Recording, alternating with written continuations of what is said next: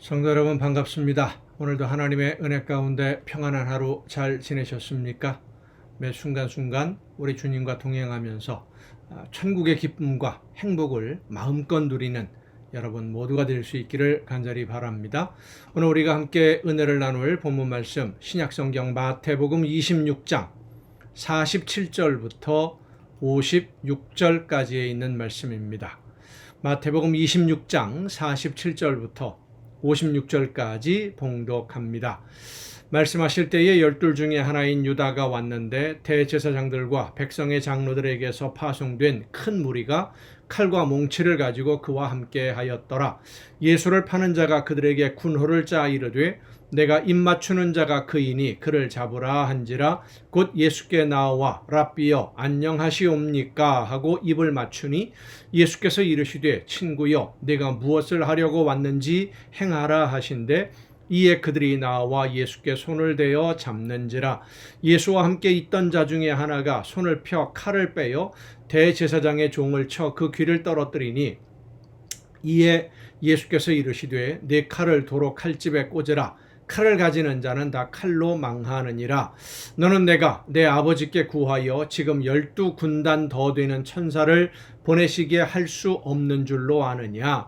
내가 만일 그렇게 하면 이런 일이 있으리라 한 성경이 어떻게 이루어지겠느냐 하시더라. 그때에 예수께서 무리에게 말씀하시되 너희가 강도를 잡는 것 같이 칼과 몽치를 가지고 나를 잡으러 나왔느냐.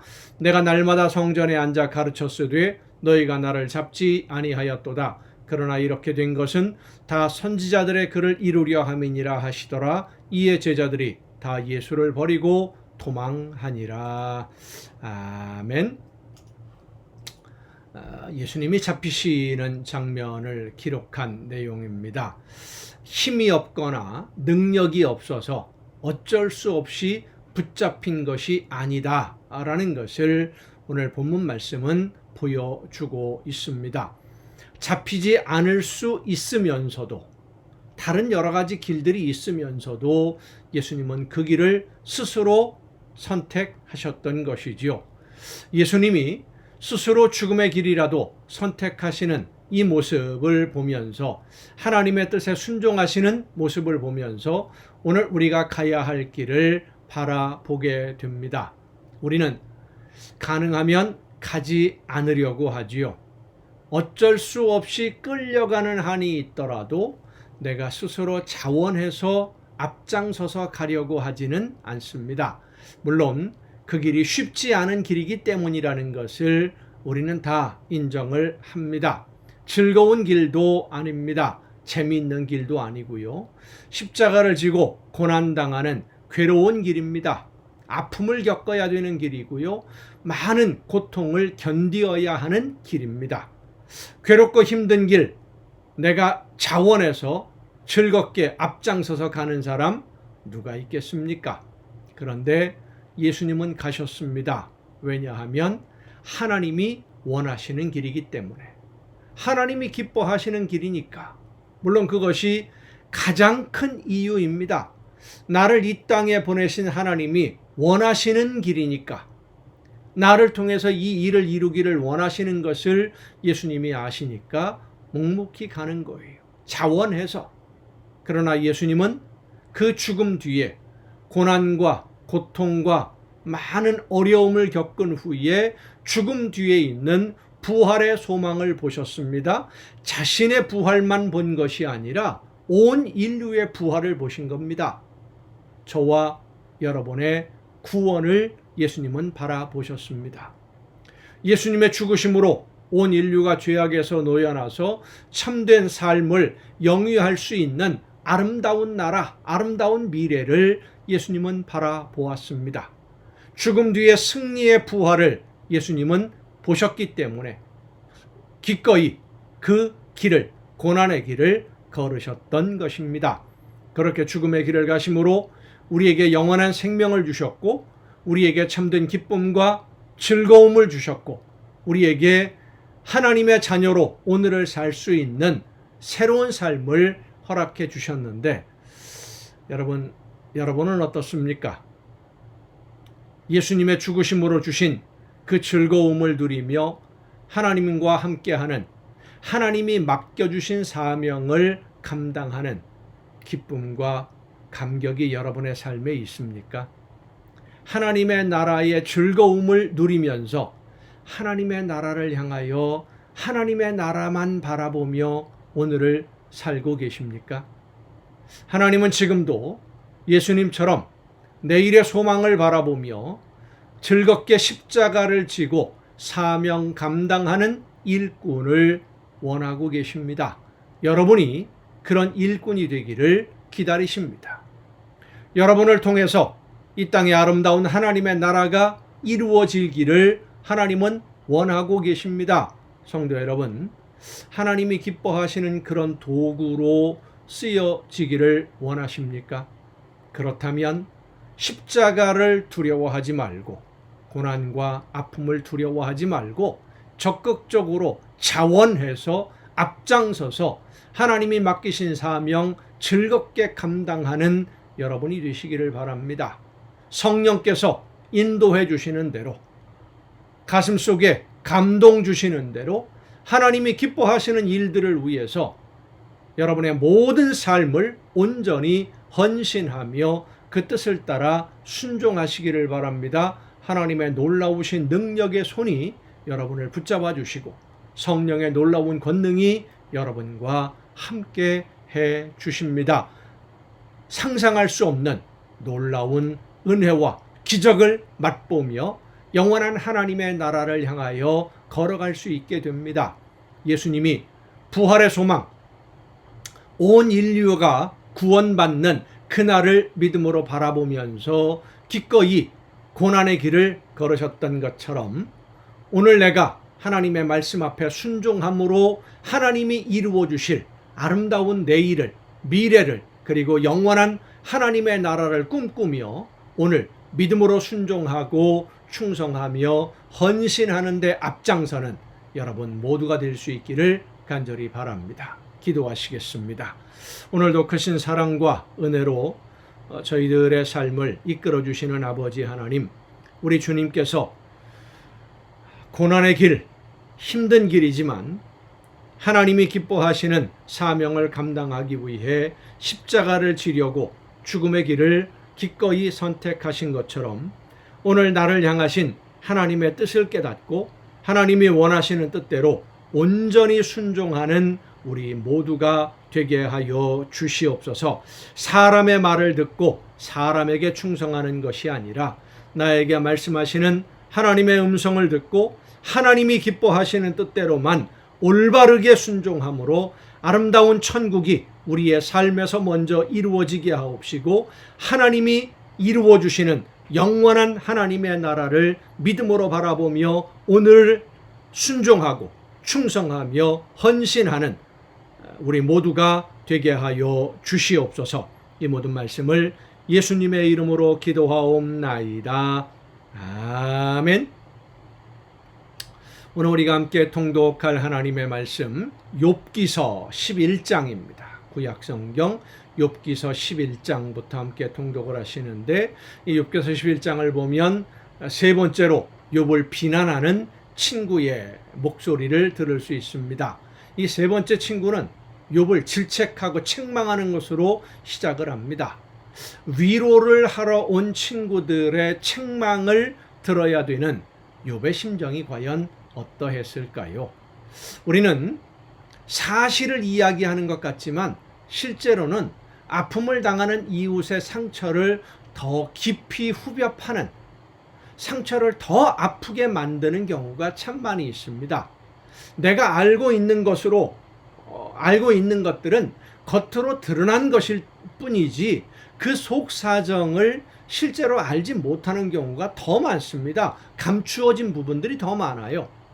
모든 것을 아시는 분은 하나님 한 분뿐이신데 우리는 겉으로 드러나 보이는 현상을 가지고 내가 판단하려고 할 때가 참 많습니다. 결국 욥은 더 이상 친구들을 상대하고 논리적으로 친구들의 말을 반박하고 설명하는 것을 포기하고 하나님의 응답을 기다리기로 합니다. 욥은 자기가 아무런 잘못이 없이 부당하게 고난을 당하고 있다라고 생각을 하지만 그럼에도 불구하고 이 모든 문제의 해결 그리고 이 모든 어려움, 고통을 당하는 원인을 알 수 있는 것은 하나님에게만 있다. 하나님이 말씀해 주셔야만 이 모든 것을 알 수 있고 그리고 해결할 수 있다라는 이 믿음을 가지고 끝까지 하나님을 의지하고 찾는 그런 모습을 보여줍니다. 자, 욥기서 11장부터 함께 통독하시겠습니다. 나아마 사람 소발이 대답하여 이르되 말이 많으니 어찌 대답이 없으리야. 말이 많은 사람이 어찌 의롭다 함을 얻겠느냐. 네 자랑하는 말이 어떻게 사람으로 잠잠하게 하겠으며 네가 비웃으면 어찌 너를 부끄럽게 할 사람이 없겠느냐. 네 말에 의하면 내 돈은 정결하고 나는 주께서 보시기에 깨끗하다 하는구나. 하나님은 말씀을 내시며 너를 향하여 입을 여시고 지혜의 오묘함으로 네게 보이시기를 원하노니 이는 그의 지식이 광대하심이라. 하나님께서 너로 하여금 너의 죄를 잊게 하여 주셨음을 알라. 내가 하나님의 오묘함을 어찌 능히 측량하며 전능자를 어찌 능히 완전히 알겠느냐. 하늘보다 높으시니 내가 무엇을 하겠으며 스월보다 깊으시니 내가 어찌 알겠느냐.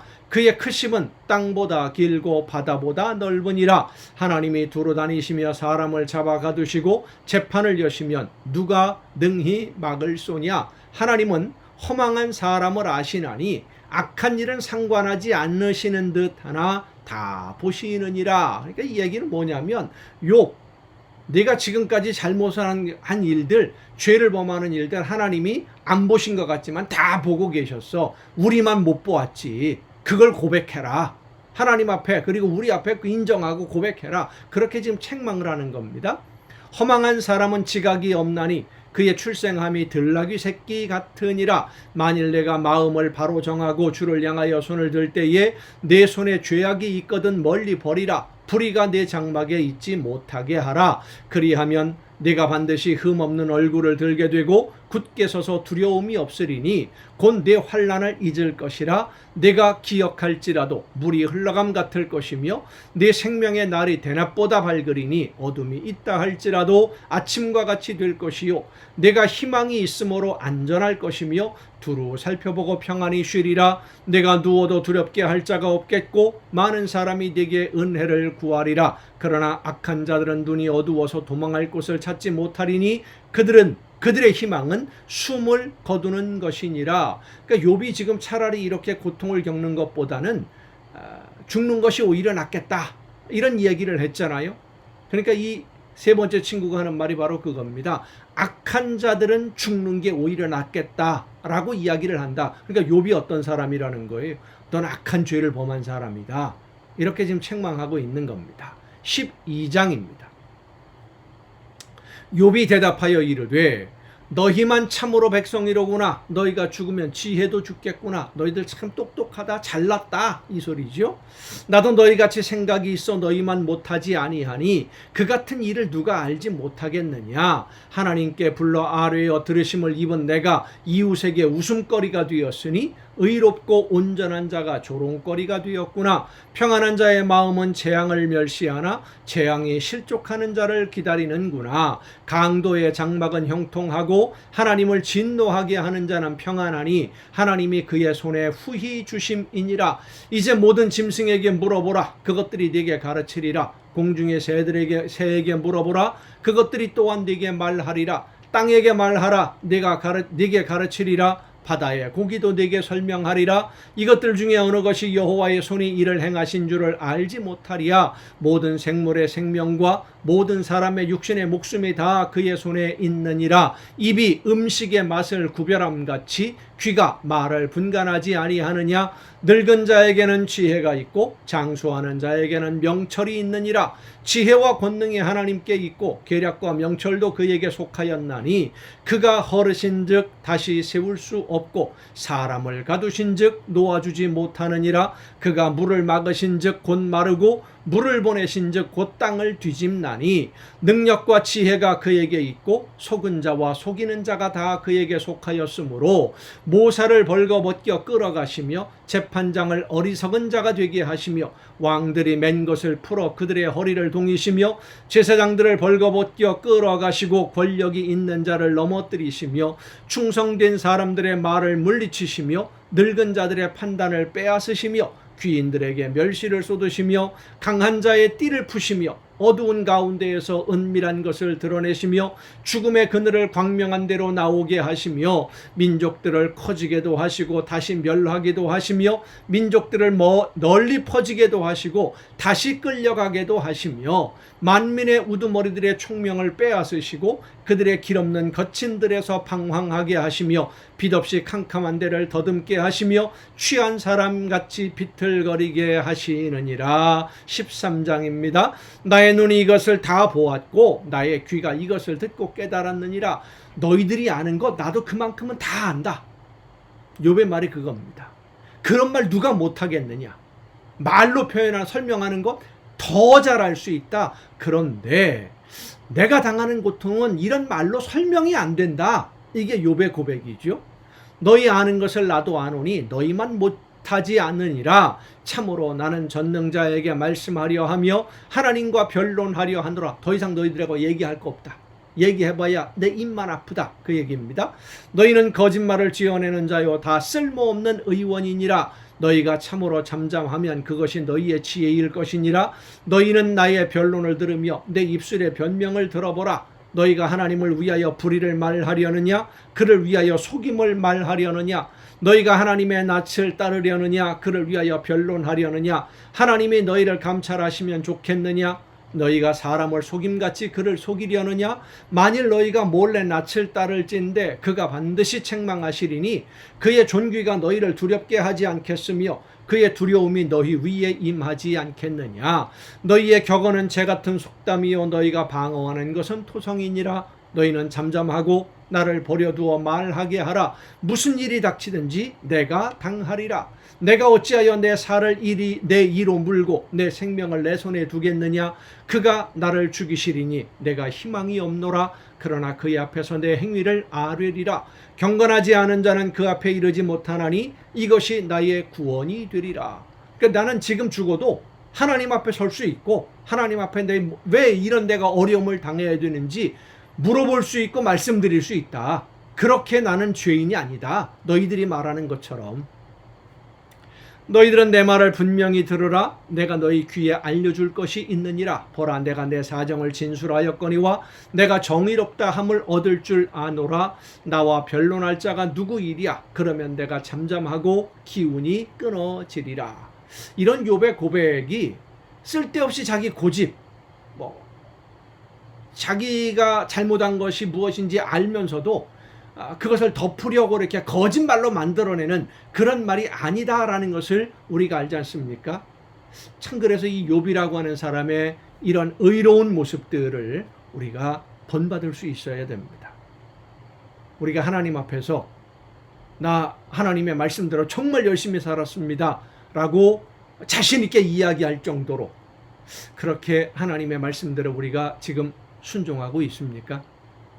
그렇게 할 수 있기를 바랍니다. 그렇게 순종해야 돼요.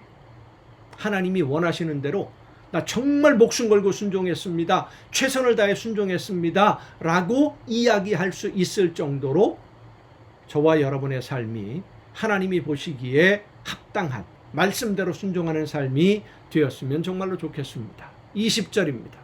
오직 내게 이 두 가지 일을 행하지 마옵소서. 이제 욥이 더 이상 친구들과 얘기하지 않고요. 하나님에게 기도하는 겁니다. 그리하시면 내가 주의 얼굴을 피하여 숨지 아니하오리니 곧 주의 손을 내게 대지 마시오며 주의 위엄으로 나를 두렵게 하지 마실 것이니이다. 하나님이 직접 나를 채찍질하거나 나에게 징계하거나 나를 손대지 마옵소서. 하나님이 직접 손을 대시면 내가 죄를 범한 사람이 되는 거니까. 지금 그 얘기를 하는 거예요. 그리하시고 주는 나를 부르소서 내가 대답하리이다. 혹 내가 말씀하게 하옵시고 주는 내게 대답하옵소서. 나의 죄악이 얼마나 많으니까 나의 허물과 죄를 내게 알게 하옵소서. 주께서 어찌하여 얼굴을 가리시고 나를 주의 원수로 여기시나이까? 왜 응답이 없으십니까? 하는 거예요. 주께서 어찌하여 날리는 낙엽을 놀라게 하시며 마른 건물을 뒤쫓으시나이까? 주께서 나를 대적하사 괴로운 일들을 기록하시며 내가 젊었을 때에 지은 죄를 내가 받게 하시오며 내 발을 착고에 채우시며 나의 모든 길을 살피사 내 발자취를 점검하시나이다. 나는 썩은 물건의 낡아짐 같으며 좀먹은 의복 같으니이다. 14장입니다.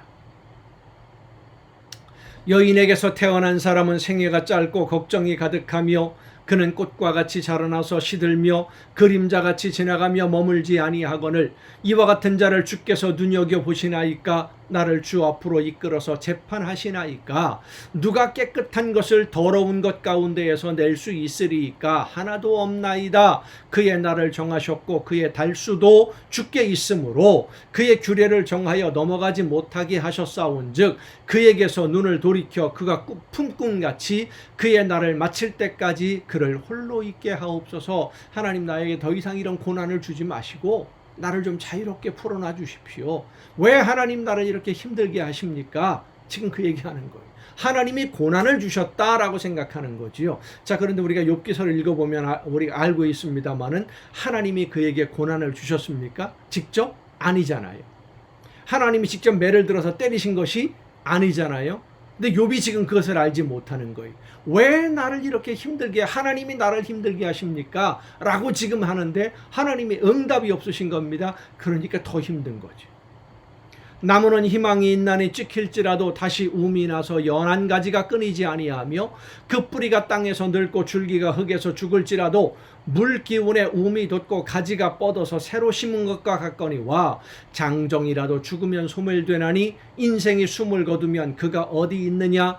물이 바다에서 줄어들고 강물이 잦아서 마름같이 사람이 누우면 다시 일어나지 못하고 하늘이 없어지기까지 눈을 뜨지 못하며 잠을 깨지 못하느니라. 주는 나를 수월에 감추시며 주의 진노를 돌이키실 때까지 나를 숨기시고 나를 위하여 규례를 정하시고 나를 기억하옵소서. 장정이라도 죽으면 어찌 다시 살리이까? 나는 나의 모든 고난의 날 동안을 참으면서 풀려나기를 기다리겠나이다. 주께서는 나를 부르시겠고 나는 대답하겠나이다. 주께서는 주의 손으로 지으신 것을 기다리시겠나이다. 그러하온데 이제 주께서 나의 걸음을 세시오며 나의 죄를 감찰하지 아니하시나이까? 주는 내 허물을 주머니에 봉하시고 내 죄악을 싸매시나이다. 무너지는 산은 반드시 흩어지고 바위는 그 자리에서 옮겨가고 물은 돌을 닳게 하고 넘치는 물은 땅의 티끌을 씻어버리나이다. 이와 같이 주께서는 사람의 희망을 끊으시나이다. 주께서 사람을 영원히 이기셔서 떠나게 하시며 그의 얼굴빛을 변하게 하시고 쫓아보내시오니 그의 아들들이 존귀하게 되어도 그가 알지 못하며 그들이 비천하게 되어도 그가 깨닫지 못하나이다. 다만 그의 살이 아프고 그의 영혼이 애곡할 뿐이니이다. 하나님, 나 많이 아픕니다 하는 고백이에요. 왜 이렇게 나를 아프게 하십니까? 이유라도 좀 알았으면 좋겠습니다. 오늘도 여러분 수고 많으셨습니다. 내일 또 정한 이 시간 가정 예배를 통해서 여러분 모두 함께 만날 수 있기를 바랍니다. 우리가 욥기서를 지금 읽고 있는데 이 세상을 살아가면서 이유를 알지 못하는 고난을, 아픔을 견디어야 될 때가 있지요. 욥을 생각하면서 욥처럼 기도할 수 있기를 바랍니다. 하나님, 이 아픔의 원인을 나에게 알려주옵소서. 그리고 묵묵히 견디는 거예요. 견디는 것이 우리가 할 수 있는 최선입니다. 불평하거나 원망하지 말고 견디는 겁니다. 견디면서 하나님의 은혜의 그날을 기다리는 겁니다. 그때에 하나님의 놀라우신 은혜가 우리에게 임하여 주실 줄로 믿습니다. 내일 이 시간 가정예배를 통해서 여러분 다시 뵙겠습니다. 내일 뵙겠습니다.